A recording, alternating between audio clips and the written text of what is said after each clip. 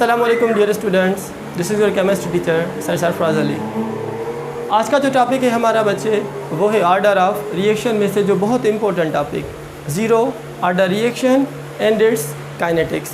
तो chemical kinetics में ये जो ज़ीरो ऑर्डर रिएक्शन है बहुत इंपॉर्टेंट है, related to your entry test, related to the examinations. ठीक है, तो जो भी आपके एग्ज़ाम्स आते हैं मोस्टली ज़्यादातर जो क्वेश्चंस आते हैं बच्चे वो यहाँ से ज़ीरो ऑर्डर से भी आते हैं, क्योंकि ज़ीरो ऑर्डर रिएक्शन कोई सिंपल टाइप का रिएक्शन है नहीं, यहाँ पे कॉम्प्लेक्स टाइप के रिएक्शंस होते हैं। ठीक है, तो so many reactions, types of reactions can be studied in this topic zero order reaction. तो स्टार्ट करते हैं कि why this reaction is called zero order reaction. अच्छा, ओवरऑल रिएक्शन भी कभी कभी ज़ीरो होता है, कभी कभी किसी रिएक्टेंट की रिलेशनशिप से वो भी रिएक्शन ज़ीरो ऑर्डर होता है। तो कुछ एग्जांपल्स मैं आप बच्चों को दे रहा हूँ कि how we can say that this reaction is a zero order reaction.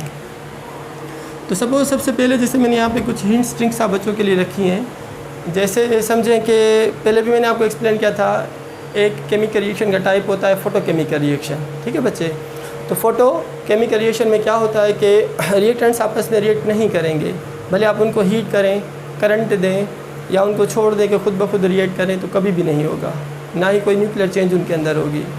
तो क्या होता है फोटोकेमिकल रिएक्शंस में, हमने इनका नाम ही फोटोकेमिकल रिएक्शन इसीलिए रखा है क्योंकि जब उनको फ़ोटो या लाइट लगेगी तब जाके वो रिएक्शंस होंगे, वरना नहीं होंगे। तो फोटोकेमिकल रिएक्शंस होते हैं किस वजह से बच्चे, वो सिर्फ लाइट सप्लाई से होंगे, वरना रिएक्शंस नहीं होंगे। सिंपल रिएक्शन है, इसका एक एग्जांपल है। स्टार्ट कर रहा हूँ सबसे पहले जो आपके सिलेबस से भी रिलेटेड है, फोटोकेमिकल रिएक्शन। अब ये जो फोटोकेमिकल रिएक्शंस होते हैं बच्चे, इन्हें जब हम लाइट सप्लाई करेंगे तब जाकर रिएक्शन होगा, वरना नहीं होगा। Like the reaction of hydrogen and chlorine. तो अगर हम इन दोनों को छोड़ दें तो रिएक्शन स्टार्ट हो जाए, फिर HCl बन जाए तो कभी भी नहीं होगा, ये रिएक्शन नहीं होगा। तो क्या करेंगे हम इससे, जब हमने देखा, जब हमने इन रिएक्टेंट्स को सनलाइट सप्लाई करी,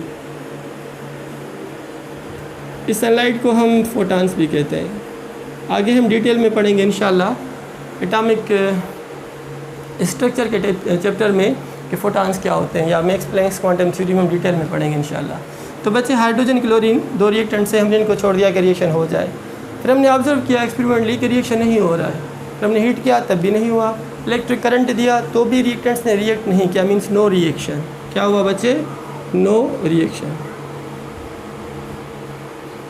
रिएक्शन क्यों नहीं हो रहा, रिएक्टिंग मॉलिक्यूल्स के बीच में जो कोलियंस हो रहे हैं by the supply of current या by the supply of heat, वो इफेक्टिव कोलियंस नहीं हो रहे हैं, तभी तो रिएक्टेंट्स कन्वर्ट नहीं हो रहे प्रोडक्ट के अंदर।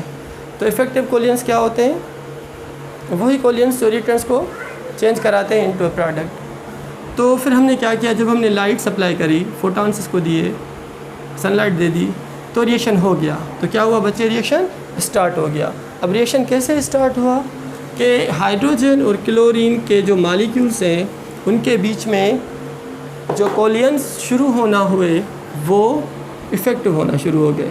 तो हमें यहाँ पे प्रोडक्ट मिल गई HCl, 2HCl। तो लाइट लगाई तो रिएक्शन हुआ, मींस यहाँ से हमें पता चला कि रिएक्शन इनिशिएट होता है, रिएक्टेंट्स कन्वर्ट होते हैं प्रोडक्ट में तब जब हम इन रिएक्टेंट्स को सनलाइट या लाइट प्रोवाइड करते हैं। तो इसीलिए इन रिएक्शंस का स्पेशल नाम रखा हमने, that name is a photochemical reaction. What is the meaning of this term, photo means light, chemical reactions means chemical change. Chemical change when light is applied to the reactants। Clear बच्चे। अच्छा, जब इस reaction का हम rate ला बनाएंगे तो rate of reaction is directly proportional. मैं लिख रहा हूँ यहाँ पे थ्योरेटिकली इसको देख के, ठीक है बच्चे, बाद में बताऊँगा कि एक्चुअली इसका रेट ला, रेट एक्सप्रेशन कैसे बनेगा। तो अगर यहाँ पे दो रिएक्टेंट्स हैं, एक है हाइड्रोजन और दूसरा है क्लोरीन, तो जैसे हमने देखा कि अगर रेट ऑफ रिएक्शन, इस रिएक्शन का रेट ऑफ रिएक्शन अगर कंसनट्रेशन ऑफ रिएक्टेंट्स पे डिपेंड करता तो हो जाता बगैर सनलाइट देने के। तो सनलाइट दी तब हुआ, पहले नहीं हो रहा था। Means rate of this reaction के never depends upon the concentration of these reactants. और अगर इस रेट एक्सप्रेशन को और हम लिखें प्रोपोर्शनली ख़त्म करके, हम यहाँ पे लिखते हैं कांस्टेंट, बाकी यहाँ पे हाइड्रोजन वही सेम और क्लोरीन वही सेम।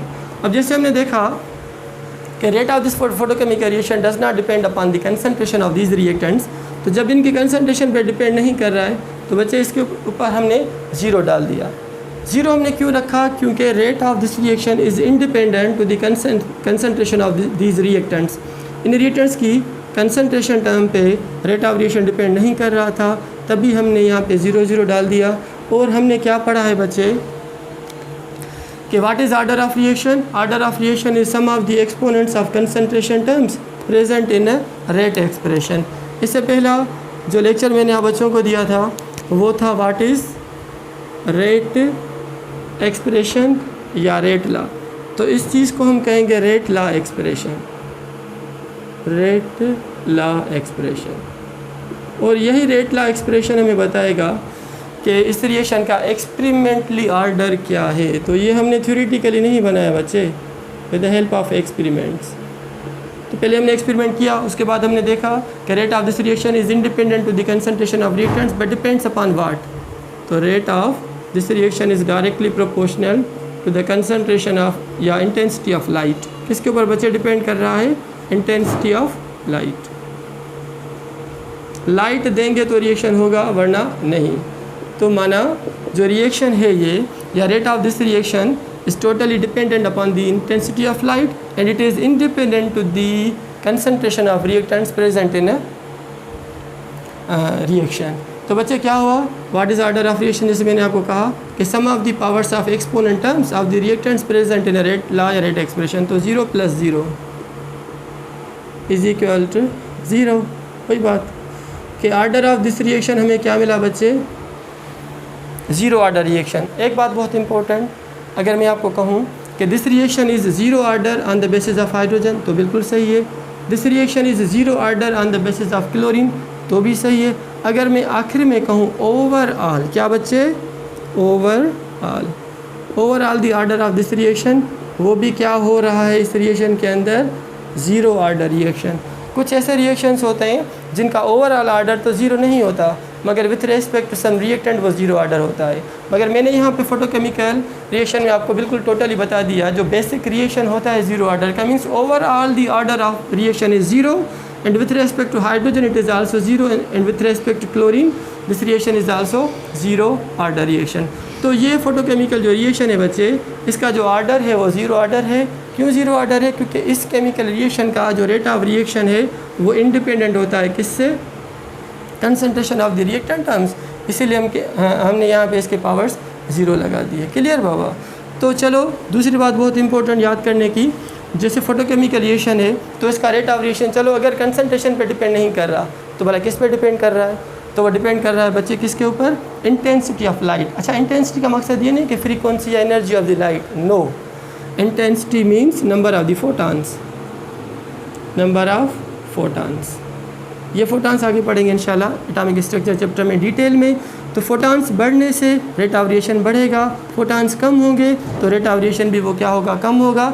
तो photochemical reactions rate is directly proportional to the intensity of light, number of the photons, but it is independent to the concentration of the reactants present in a chemical reaction. इसका दूसरा भी example मैंने आपको बताया था, जैसे methane का। जब आप मीथेन की क्लोरीनेशन कराओ बाय फ्री रेडिकल मैकेनिज़्म तो हमें मिथाइल क्लोराइड मिल रहा था और प्लस HCl, ठीक है बच्चे। और आखिर में जो फाइनल स्टेप इस रिएक्शन का होता है वो होता है CCl4 प्लस HCl। तो ये भी रिएक्शन वो रिएक्शन है नहीं होगा जब तक हम इसे सनलाइट सप्लाई नहीं करेंगे। क्लियर? तो ये रिएक्शन भी एग्जाम्पल है किसका बच्चे? फोटोकेमिकल रिएक्शन का। तो first example is reaction between hydrogen and chlorine, while the second reaction is between methane and chlorine। तो this reaction is also photochemical reaction. तो इसी का भी जो ऑर्डर होगा वो 0 ऑर्डर है, क्योंकि जब हम इसका रेट लॉ बनाएंगे तो वहाँ पे भी क्या होगा?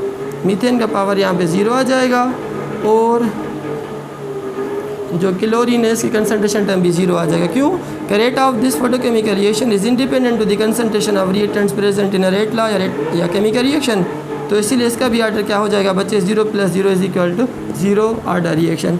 तो ये जो रिएक्शन है chlorination of the methane by free radical mechanism is also example of 0 order reaction. ये 0 ऑर्डर है विथ रेस्पेक्ट टू मीथेन, ये 0 ऑर्डर है with respect to chlorine, and overall the order of this reaction is also 0 order reaction. तो ये एक basic lecture था जो आपके सिलेबस या बुक से रिलेटेड है। अब इससे आगे भी कुछ बहुत इंपॉर्टेंट बातें हैं जो मैं आप बच्चों के साथ शेयर करूँगा, जो बहुत इंपॉर्टेंट है। इंशाल्लाह वो बिल्कुल आपको अच्छे तरीके से समझ में आ जाएंगी। तो शाबाश, इसको नोट डाउन कर लें, पिक ले लें इसकी। फिर आगे कुछ और भी टर्म्स हैं, कुछ और ख़ास बातें हैं most important related to the zero order reaction या उसकी काइनेटिक्स के बारे में, वह बच्चों के साथ मैं शेयर करता हूँ। शाबाश, लिख लें, नोट डाउन कर लें, इसकी पिक ले लें। फिर उसके बाद और भी बहुत ज़्यादा चीज़ें हैं related to the kinetics of zero order reaction. शाबाश, लिख लें बच्चे।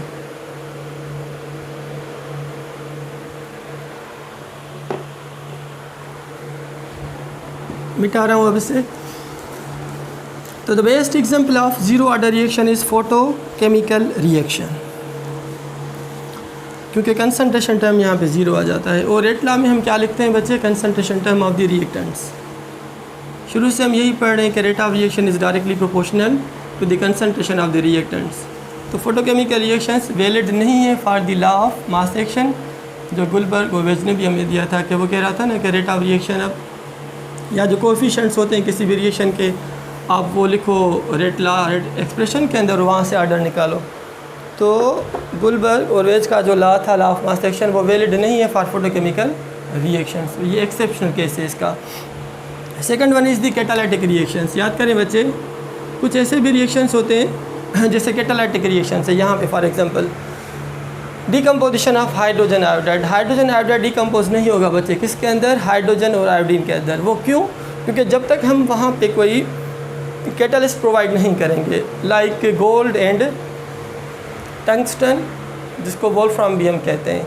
तो बच्चे क्या होता है, जब कैटलिस्ट होगा तो रिएक्शन स्पीड अप होगा, रिएक्शन प्रोसीड होगा, कोई सूटेबल रूट मिल जाएगा रिएक्शन को होने के लिए, प्रोसीड होने के लिए, रिटर्न्स को कन्वर्ट होने के लिए इनटू अ प्रोडक्ट। तो याद करें यहाँ पे जो रिएक्शन किन का, याद करें gaseous reactions on the surface of the catalyst. The second example is what? Gaseous reactions. Gaseous reactions on the surface of catalyst, on the surface of catalyst. इसका भी बच्चे क्या होगा? इसका भी ऑर्डर ज़ीरो होगा। इसका भी ऑर्डर क्या होगा? ज़ीरो ऑर्डर होगा। कैसे? जैसे डिकम्पोजिशन अमोनिया की हो रही है on the surface of this tungsten, और यहाँ पे फॉर हाइड्रोजन आयोडाइड या अमोनिया के लिए जब मैं रेट ऑफ रिएक्शन बनाऊँ बच्चे, तो वो क्या होगा? Hydrogen iodide according to law of mass action, वो थ्योरेटिकली मैं सपोज यहाँ पे 2 लिख रहा हूँ, मगर याद करें बच्चे यहाँ पे हम 2 नहीं लिखेंगे। क्यों नहीं हम 2 लिखेंगे? हम यहाँ पे 0 लिखेंगे, क्योंकि rate of this reaction is independent to the concentration of this reactant, but totally it depends upon the nature of this catalyst. तो कैटलिस्ट पे डिपेंड कर रहा है, जैसे वहाँ पे लाइट पे डिपेंड कर रहा था। जब कैटलिस्ट पे डिपेंड कर रहा है, कैटलिस्ट लगाएंगे तो रिएक्शन होगा ना बच्चे, भले रिएक्टेंट पड़ा रहे, डिकम्पोज नहीं होगा जब तक हम कैटलिस्ट यूज़ नहीं करेंगे। तो कैटलिस्ट ऐड करने से रेट ऑफ रिएक्शन इंक्रीज़ होता है, तो माना rate of reaction depends upon the catalyst and it is independent to the concentration of this hydrogen iodide या अमोनिया। तो rate of reaction for the decomposition of ammonia, वही same बात यहाँ पे हम लिख रहे हैं अमोनिया। ठीक है बच्चे, इसका भी पावर सपोज यहाँ पे 2 लिखा है, मगर हम 0 लिखेंगे। Why? This reaction is independent to the concentration of ammonia, but it depends upon the concentration of tungsten catalyst, but it depends upon the concentration of gold catalyst। तो याद करें बच्चे, वो रिएक्शंस जिस पे हम क्या करते हैं, जब हम कैटलिस्ट यूज़ करते हैं स्पेशली गैसेस के लिए, ये रिएक्शंस किन के लिए होते हैं बच्चे? गैसेस के लिए होते हैं। तो गैसेस में जब हम कैटलिस्ट यूज़ करते हैं तो इनका रेट ऑफ रिएक्शन कैटलिस्ट पे डिपेंड करता है, इनकी कंसंट्रेशन पे डिपेंड नहीं करता। और अगर आप बच्चों को याद हो कि rate of reaction is directly proportional to the partial pressure of gases. याद करें कि गैसेस के जो रिएक्शंस होते हैं वहाँ पे हम कंसंट्रेशन टर्म नहीं यूज़ किया था हमने केमिकल इक्विलिब्रियम के अंदर, अगर आप बच्चों को याद हो।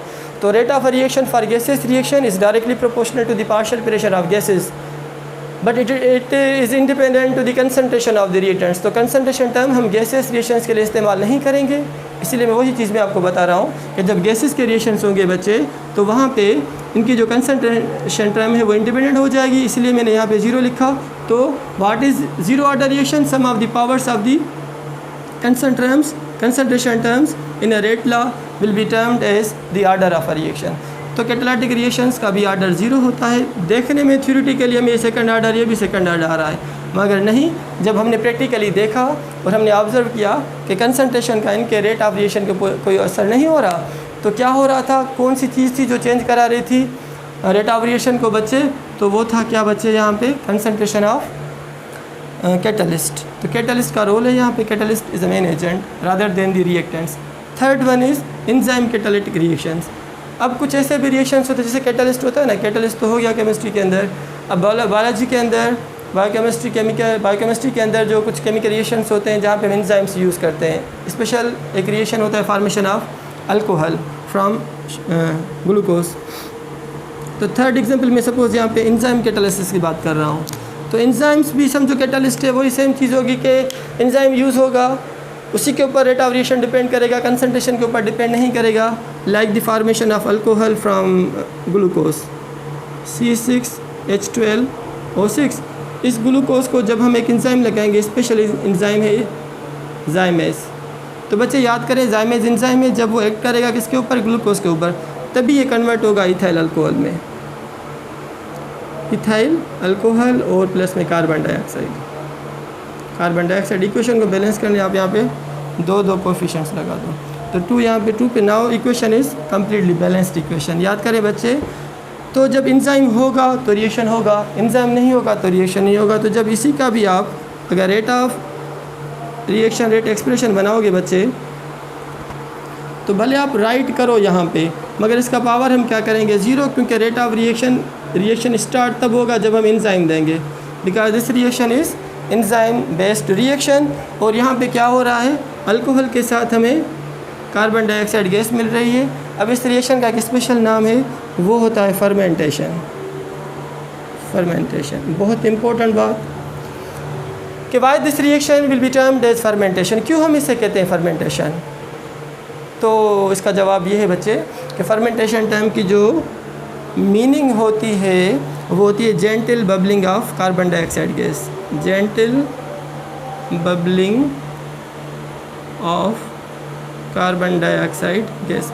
तो जब अल्कोहल बन रहा है तो उसके साथ कार्बन डाइऑक्साइड गैस भी बन रही है, वो पानी में इसमें इंसॉल्युबल है, इंसॉल्युबल होने की वजह से इसके बबल्स फॉर्मेशन हो जाती है पूरे टैंक के अंदर। जहाँ पे ये शुगर इंडस्ट्री की बात हो रही है, वहाँ पे शुगर के साथ अल्कोहल भी बनाते हैं, ठीक है बच्चे। तो फर्मेंटेशन लफ्ज़ की जो वर्ड मीनिंग क्या होती है, gentle bubbling of a gas that is carbon dioxide gas. तो यहाँ पे भी रेट ऑफ रिएक्शन शुगर पे डिपेंड नहीं करेगा बच्चे, तो किस पे डिपेंड करेगा, एंजाइम पे। तो कैटालिस्ट हो, एंजाइम कैटालाइज्ड रिएक्शंस हो, उन रिएक्शंस का जो रेट ऑफ रिएक्शन है वो किस पे डिपेंड करता है, किसी दूसरे फैक्टर पे, सपोज एंजाइम पे, कैटालिस्ट पे, मगर वो कंसंट्रेशन टर्म पे इंडिपेंडेंट होता है, इसलिए उसका पावर 0 लिखते हैं। और 0 जब पावर आ जाए ना रेट एक्सप्रेशन में, तो वो ऑर्डर क्या कहलाएगा बच्चे, 0 ऑर्डर रिएक्शन। तो फोटोकेमिकल रिएक्शन है 0 order reaction. Most of the gaseous reactions जिनमें हम कैटलिस्ट यूज़ करें वो भी 0 ऑर्डर रिएक्शंस हैं, क्योंकि उनका रेट भी कंसंट्रेशन पे नहीं, प्रेशर पे डिपेंड करता है या कैटलिस्ट पे डिपेंड करता है। Third one is design. Enzymes अगर हम यूज़ करें तो एंजाइम्स लगाने से तो रिएक्शन होगा, एंजाइम्स यूज़ ना करो तो रिएक्शन नहीं होगा। Means these reactions are enzyme dependent, तो दैट्स वाई ये डिपेंड नहीं करते कंसंट्रेशन ऑफ रिएक्टेंट्स पे। तो इनका भी ऑर्डर क्या हुआ बच्चे, 0 ऑर्डर रिएक्शन हुआ, ठीक है। तो 0 ऑर्डर रिएक्शन का बहुत ज़्यादा मैंने आपको यहाँ पे बता दिया कि ये टाइप्स हैं इनके। और भी अगर कुछ मैं यूज़ करूँ सपोज़ आप बच्चों के लिए, तो पढ़ते हैं थोड़ी देर के बाद। तब तक आप इसकी पिक ले लो, नोट डाउन कर लो। 10-15 मिनट और इस लेक्चर को मैं एक्सटेंड करता हूँ, ताकि डिटेल में कुछ और चीज़ें मैं आप बच्चों के साथ शेयर करूँ related to the 0 order reaction. शाबाश, नोट डाउन कर लें, इसकी पिक ले लें। ले लो इसकी पिक बच्चे, स्क्रीनशॉट ले लो, सेव कर लो। ओके,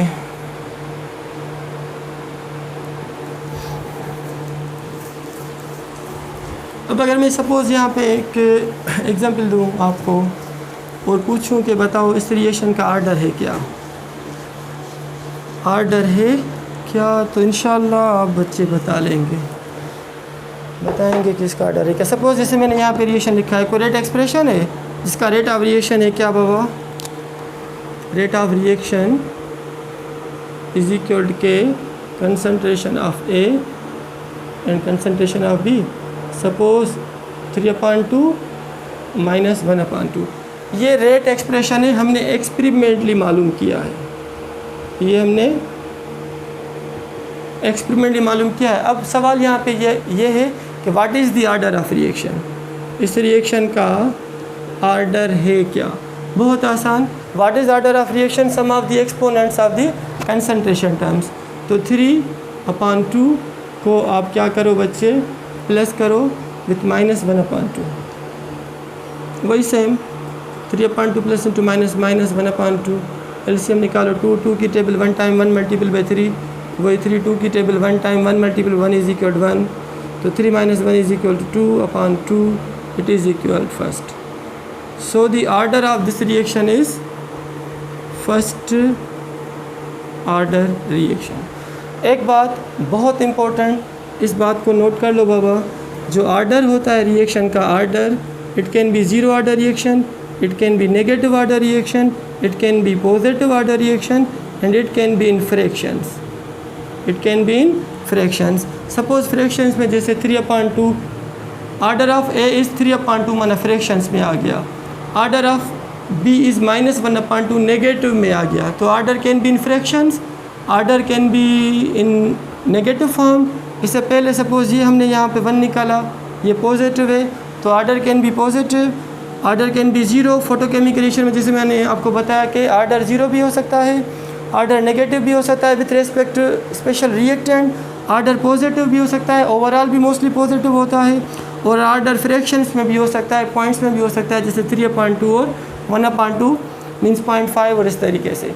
तो ऑर्डर के 4 टाइप्स हो सकते हैं बच्चे, ज़ीरो ऑर्डर भी हो सकता है, नेगेटिव भी हो सकता है, पॉजिटिव भी हो सकता है, और ये फ्रैक्शंस में भी हो सकता है। अब फ्रैक्शंस में या नेगेटिव में कैसे, नेगेटिव को का यहाँ पे दूसरा एग्जांपल मैंने यहाँ पे लिखा है, डिकम्पोजिशन ऑफ ओजोन। थ्योरेटिकली अगर हम देखें ओजोन डिकम्पोज हो रहा है तो इसमें सिर्फ एक रिएक्टेंट है ओजोन, इसके 2 मोल्स हैं। अगर हम इसका ऑर्डर निकालें बाबा थ्योरेटिकली क्वेश्चन को देख के, तो सेकंड ऑर्डर होगा, क्या होगा, सेकंड ऑर्डर रिएक्शन। मगर जब हमने इसको एक्सपेरिमेंटली किया तो हमने देखा फर्स्ट स्टेप में ओजोन डिकम्पोज हो रहा है ऑक्सीजन मालिक्यूल और ओ में, एटॉमिक ऑक्सीजन में। फिर क्या हुआ, सेकंड स्टेप है इसका जिसमें ओजोन ने ऑक्सीजन के साथ रिएक्ट किया और हमें 2 मोल्स 2 मालिक्यूल्स मिल गए ऑक्सीजन के। तो नीचे वाला जो रिएक्शन है स्लोएस्ट स्टेप रिएक्शन है, तो स्लोएस्ट स्टेप रिएक्शन को मैंने आपको पहले बताया था, slowest step is a rate determining step. तो याद करें रेट एक्सप्रेशन में हम वो स्टेप लिखेंगे बच्चे जो स्लोएस्ट स्टेप होगा। तो यहाँ पे step number 2 is the slowest step, वही हम लिखेंगे कहाँ पर, रेट एक्सप्रेशन में।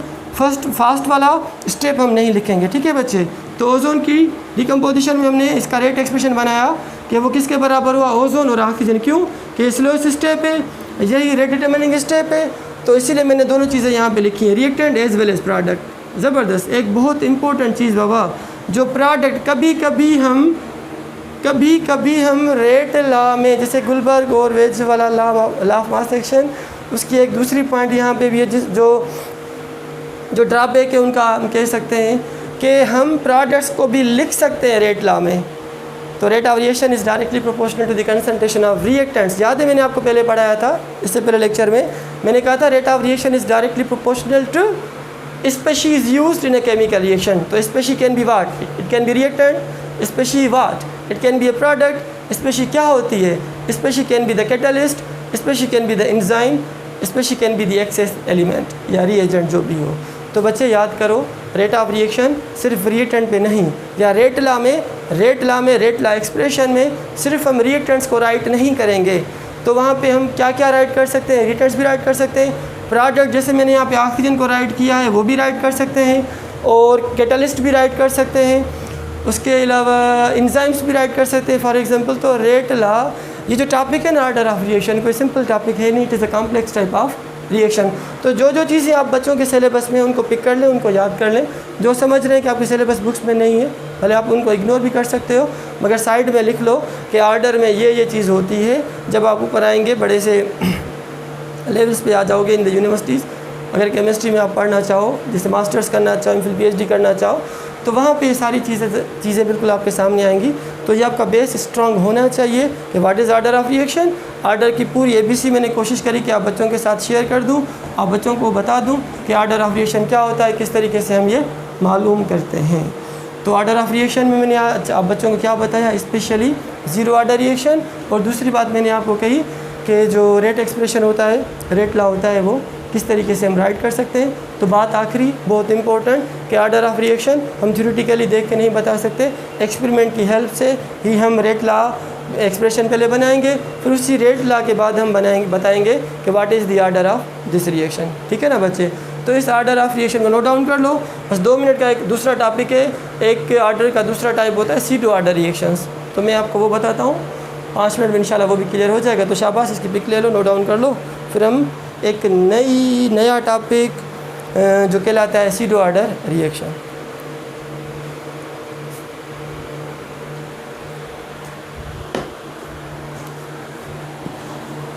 तो order can be zero, order can be positive, order can be negative, while order can be in fractions, and order is not a theoretical concept, order is an experimental concept। ज़बरदस्त topic है chemical kinetics का, order of reaction और zero order reaction जो आज हम पढ़ रहे हैं। अब ज़ीरो ऑर्डर रिएक्शन के बाद हम पढ़ेंगे C2 ऑर्डर रिएक्शन। उसके 2-3 रिएक्शंस मैं आपको कराऊंगा जस्ट। C2 ऑर्डर रिएक्शन, तो चलो ये वाले जो पॉइंट्स है सारे ये भी मिटा लेते हैं। Zero order reaction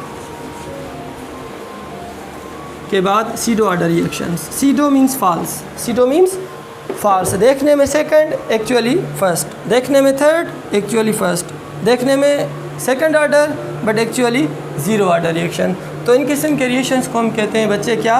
zero order reaction, sorry C2 order reaction.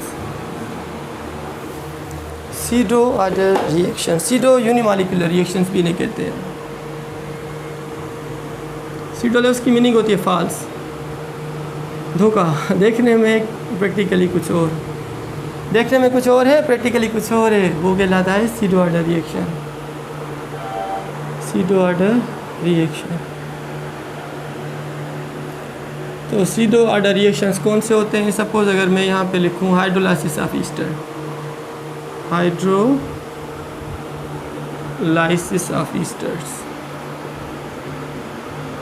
Hydrolysis of Easter में क्या होता है बच्चे? जब ईस्टर को हम पानी के साथ रिएक्ट करते हैं तो हमें 2 मोस्ट इंपॉर्टेंट फंक्शनल ग्रुप्स मिल जाते हैं। ऑर्गेनिक केमिस्ट्री का एक बहुत ज़बरदस्त रिएक्शन है ये ईस्टर को जब हम वाटर के साथ ट्रीट करें इन प्रेजेंस ऑफ एसिड, याद करो बच्चे, इन प्रेजेंस ऑफ एसिड। एक यहाँ पे और चीज़ मैं आपको बताऊँगा। तो ईस्टर को जब हम वाटर के साथ रिएक्ट कर रहे हैं, अच्छा बेसिक्स में आगे है, एक और चैप्टर है हमारा सॉल्यूशंस में कि हाइड्रोलाइसिस और हाइड्रेशन दोनों में फ़र्क है क्या। यह है एंटी टेस्ट का एक MCQ कि what is the difference between hydration and hydrolysis. ज़्यादातर बच्चों को आता होगा कि हाइड्रेशन में क्या होता है बच्चे? In hydration there should be no change in the pH। Hydration में pH चेंज नहीं होती, जबकि in case of hydrolysis there should be change in the pH। तो this is the main difference. This line is MCQ line, very much important line, note कर लो कि in case of hydrolysis there should be change in pH, but in case of hydration there should be no change in pH। तो ये Easter, ये water, तो हमें मिल जाता है बच्चे एसिटिक एसिड और प्लस में इथाइल अल्कोहल, इथाइल अल्कोहल। अब देखो, देखने में हमें ऐसे लग रहा है, यहाँ पे एक चीज़ बहुत इम्पोर्टेंट आप बच्चों को बता दूँ कि पानी हम यहाँ पे एक्सेस में ले रहे हैं, पानी हम यहाँ पे क्या ले रहे हैं? एक्सेस में ले रहे हैं। तो जब इस रिएक्शन का रेट ऑफ रिएक्शन बनाएंगे बच्चे, तो वो किस पे डिपेंड करेगा? इस ईस्टर पे।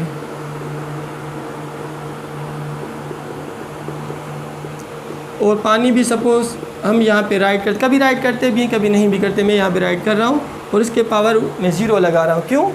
क्योंकि ये एक्सेस में जब रिएक्शन ख़त्म हो जाएगा, समझो हम ये 10 ग्राम ले रहे हैं, 1000 ग्राम ले रहे हैं, रिएक्शन हो गया, ये 10 में से 0 हो गया और ये 1000 में से 990 बच गया, तो 990 भी तकरीबन 1000 के बराबर होता है। तो rate of reaction is independent to the concentration of this water, लिखो भले मगर इसका पावर 0 होगा। जबकि totally rate of reaction depends upon what? This ester. Ester is a major reactant while this water has no importance for the determination of rate of reaction या rate of reaction में लिखने के लिए। तो clear यहाँ पे बात क्या हुई बच्चे कि देखने में सेकंड ऑर्डर है। देखो ना, अगर मैं यहाँ पे 1 लिख लूँ तो 1 + 1 is equal to the order of this reaction is second order reaction. बात बहुत इंपॉर्टेंट, आपको इक्वेशन रिएक्शन में रिटर्न मिलेगा कि अगर कोई एक्सेस रिएक्टेंट है, कोई ज़्यादा पड़ा हुआ है, एक्सेस वर्ड यहाँ पे लिखा हो तो उसका पावर 0 आ जाएगा। तो this reaction is 0 order on the basis of water and first order on the basis of ester. Overall the order of this reaction is pseudo first order reaction. तो बात बहुत इंपॉर्टेंट, सीडो हम क्यों कहते हैं, देखने में सेकंड ऑर्डर है, मगर प्रैक्टिकली हमने देखा क्योंकि ऑर्डर ऑफ, क्योंकि रेट एक्सप्रेशन हम एक्सपेरिमेंट के बाद लिखते हैं, पहले नहीं, देख के नहीं। तो एक्सपेरिमेंट किया, फिर हमने ऑब्जर्व किया कि जो इस रिएक्शन का है हाइड्रोलाइसिस ऑफ ईस्टर का रेट ऑफ रिएक्शन वो चेंज होता है किससे, सिर्फ जब हम कंसनट्रेशन किसकी चेंज कर रहे हैं, ईस्टर की। पानी को कम करो ज़्यादा करो कोई असर नहीं हो रहा किसी के ऊपर, रेट ऑफ रिएक्शन के ऊपर, तो इसलिए इसका power 0 means rate of this reaction is independent of the concentration of water. Rate of this reaction totally depends upon the concentration of ester. So this reaction is first order on the basis of ester and zero order on the basis of water. Overall the order of this reaction is pseudo first order reaction. दूसरा भी इसका एक example है, जैसे inversion. चलो एक point और बता लेता हूँ, मॉलिक्यूलरिटी, मोलरिटी नहीं, मॉलिक्यूलरिटी हो जाए भला आज ये भी ऑर्डर के साथ थोड़ा मॉलिक्यूलरिटी के बारे में। तो मॉलिक्यूलरिटी है क्या कि number of the molecules species used in this reaction. तो मॉलिक्यूलरिटी क्या है, एक ईस्टर, दूसरा पानी और तीसरा HCl हाइड्रोक्लोरिक एसिड। तो 3 डिफरेंट स्पीशीज़ हम यहाँ पे यूज़ कर रहे हैं। तो molecularity of this reaction is 3। याद करो बच्चों, किन बुक्स में 2 लिखते हैं, जस्ट ईस्टर एंड वाटर, मगर ये जो रिएक्शन हम करा रहे हैं ये एसिडिक मीडियम में होता है, एसिडिक मीडियम में होता है। एसिड हम यहाँ पे यूज़ करें HCl, तो 3 मॉलिक्यूल्स यहाँ पे यूज़ हो रहे हैं। तो molecularity of this reaction is 3, जबकि इस रिएक्शन का जो ऑर्डर है बच्चे वो है क्या, first order reaction, first order reaction. तो देखने में सेकंड ऑर्डर आ रहा था मगर ऑर्डर निकला क्या बच्चे, फर्स्ट ऑर्डर रिएक्शन। देखने में 2 मॉलिक्यूल्स थे मगर नहीं, तीसरा भी यहाँ पे एसिड यूज़ हो रहा है। तो 1, 2 and 3 species are used in this reaction, were used in this reaction, so the molecularity of this reaction was found to be 3। अच्छा, molecularity के बारे में थोड़ा मैं आपको यहाँ पे और लिख रहा हूँ कि molecularity is a theoretical concept। Reaction को देख के हम उसकी molecularity बता सकते हैं, ये क्योंकि ऑर्डर के अपोस्ट है, ऑर्डर की प्रॉपर्टीज़ को अपोस्ट कर दो तो molecularity बन जाएगी। कैसे, order experimental, molecularity theoretical। Order जो होता है बच्चे वो 0 हो सकता है, molecularity कभी 0 नहीं हो सकती। ऑर्डर जो वो फ्रैक्शंस में हो सकता है, but molecularity can never be in the fractions, वो होल नंबर्स में होगी हमेशा। किसी भी रिएक्शन को देख के हम उसका ऑर्डर नहीं बता सकते, मगर रिएक्शन को देख के हम उसकी मॉलिक्यूलरिटी बता सकते हैं। तो मॉलिक्यूलरिटी ऑर्डर ये समझो दोनों आपस में अपोज्ड हैं, इसमें येस इसमें नो, इसमें येस इसमें नो। तो अच्छा, मॉलिक्यूलरिटी भी ऑर्डर की तरह ज़्यादा 3 से ज़्यादा मोस्टली नहीं हो सकती, क्योंकि 3 से ज़्यादा मॉलिक्यूल्स के इफेक्टिव कोलिएंट साइमल्टेनियसली एक टाइम पे नहीं हो सकते। तो याद करो बच्चे कि मॉलिक्यूलरिटी भी 3 से ज़्यादा नॉर्मल रिएक्शंस में नहीं होती। Under the favourable condition maximum value of molecularity can be 3। Molecularity 1 भी हो सकती है, 2 भी, 3 भी, मगर 0 नहीं। ऑर्डर 0 भी हो सकता है, नेगेटिव भी, पॉजिटिव भी, फ्रैक्शंस में भी, मगर मॉलिक्यूलरिटी कभी भी फ्रैक्शंस में नहीं होती। मॉलिक्यूलरिटी और ऑर्डर समझो आपस में अपोज्ड है। आते हैं एक दूसरा रिएक्शन हमारे पास, inversion of sugar, inversion of cane sugar. Cane sugar को हम क्या कहते हैं, सक्रोज। अच्छा, इसमें क्या होगा बच्चे, सक्रोज मीन्स डाइसेक्राइड, C12H22O11। तो यहाँ पे भी वही पानी हम यूज़ करेंगे, C12H22O11 प्लस वाटर यहाँ पे क्या है बच्चे, एक्सेस में है। तो प्रोडक्ट जो हमें मिलेगी वो क्या होगा, glucose and fructose, C6H12O6 plus C6H12O6। Sir देखने में तो दोनों एक जैसे हैं, वो कैसे फ्रक्टोज वो कैसे ग्लूकोज। तो ये आइसोमर्स हैं, इनके फंक्शनल ग्रुप्स अलग होंगे। क्यों अलग होंगे, आइसोमर्स क्या कहलाते हैं, same molecular formula but different functional groups. ये कीटो शुगर है और ये अल्डो शुगर है, ठीक है बच्चे। तो ये आइसोमर्स है, ये फ्रक्टोज कहलाएगा, ये ग्लूकोज कहलाएगा। आते हैं मेन टॉपिक की तरफ कि what is the order of this reaction. वही बात बच्चे कि जब हम इसका ऑर्डर बनाएंगे तो ऑर्डर क्या होगा, ये मेन रिएक्टेंट है, सिर्फ हम यहाँ पे सक्रोज लिखेंगे, बाकी जो पानी है वो एक्सेस में उसी तरह से लिखो भले, मगर इसका पावर क्या हो जाएगा, 0। तो देखने में second order, actually it is first order. तो this reaction is pseudo first order reaction. तो 0 order reaction, pseudo first order reaction. मैंने कोशिश करी कि आप बच्चों को अच्छे तरीके से एक्सप्लेन कर सकूं। अगर आपको बात समझ में आ रही है तो काइंडली विज़िट करें मेरा अपना जो यूट्यूब चैनल है हमारा केमिस्ट्री का, सरफराज केमिस्ट्री ट्यूटोरियल्स। जाएँ यूट्यूब पे, वहाँ पे सर्च करें केमिस्ट्री, सरफराज केमिस्ट्री ट्यूटोरियल्स। वहाँ पे और भी मेरे लेक्चर्स पढ़े, 14 तकरीबन आप बच्चों के लिए मैंने बनाए, और कोशिश कर रहा हूँ कि इस वीक में भी तकरीबन 10 नए लेक्चर्स में बना रहा हूँ। तो इंशाल्लाह संडे तक आपके 10 नए लेक्चर्स आ जाएंगे related to your examination preparation, related to your entry test preparation. तो बच्चे जाओ Sarfaraz chemistry tutorials YouTube channel को सब्सक्राइब करो, लाइक करो। अगर कोई भी नया लेक्चर आएगा तो बिल्कुल आपको नोटिफिकेशन आ जाएगा, और सुकून से आप वहाँ से केमिस्ट्री के बारे में इंफॉर्मेशन हासिल कर सकते हो। आप अपनी ज़बरदस्त तैयारी कर सकते हो अपनी एंटी टेस्ट की। और मेरी दुआएं ये है कि आप पढ़ो, मेहनत करो, सेल्फ स्टडी करो। जितना हम टीचर्स से हो रहा है हम आप बच्चों की हेल्प कर रहे हैं। ठीक है बच्चे? तो kindly do like and subscribe my YouTube channel Sarfaraz chemistry tutorials. Thank you very much. अल्लाह हाफिज़।